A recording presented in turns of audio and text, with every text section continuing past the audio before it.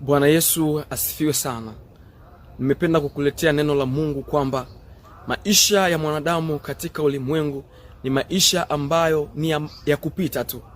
Ni kama majani yanayonyauka kisha yanapochoma moto yanapotea. Ndi kama vile maisha ya mwanadamu jinsi yalivyo.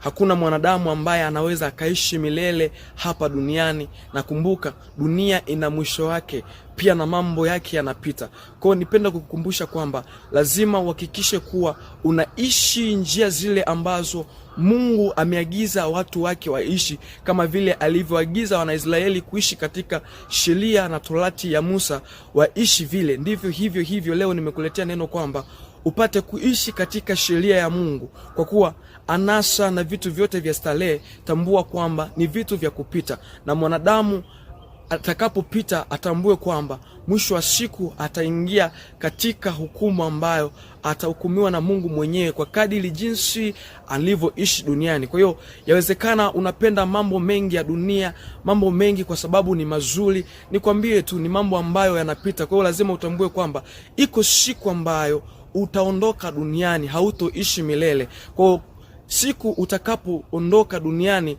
lazima utambue kwamba kitu ambacho utaenda kukutana nacho kule mbinguni ni ujira wa jinsi ulivyoishi katika ulimwengu. Kwa hiyo kwa jinsi ulivyoishi duniani utapokea mshahara wa yote ambayo utaishi. Ni kweli dunia ni nzuri na mambo yake yote mengi ni mazuri ambayo yanampendeza mwanadamu na kuburudisha moyo, lakini tambua uko wakati ambao hayo yote yatakuwa si kitu. Mwanadamu ataona ni kama mavi, ataona kuwa si kitu, kwa kuwa ataukumbuka ule wakati ambapo alitakiwa kutengeneza lakini hakutengeneza. Kwa sababu hakutengeneza ataujutia wakati akitamani kwamba urudie, na haitowezekana. Kwa kuwa wakati tuishipo duniani tumepewa ni wakati wa kutengeneza maisha yetu ili kwamba tuishi tumpendeze Mungu. Bwana Yesu asifiwe sana.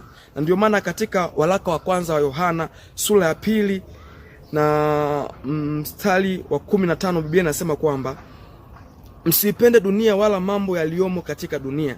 Mtu akiipenda dunia, kumpenda Baba hakumo ndani yake. Maana kila kilichomo duniani, yani tamaa ya mwili na tamaa ya macho na kiburi cha uzima, havitokani na Baba, bali vyatokana na dunia. Na dunia inapita pamoja na tamaa zake, bali yeye afanyaye mapenzi ya Mungu adumu hata milele. Bwana Yesu asifiwe sana. Kwa anatuambia kwamba mtu akiipenda dunia, manake kumpenda Mungu hakuko ndani yake. Kuna mtu unaweza kusema unampenda Mungu na unajifariji kwamba Mungu yuko ndani yake, lakini kwamba ukishaipenda dunia na mambo yake na anasa zilizoko ndani yake, tambua kwamba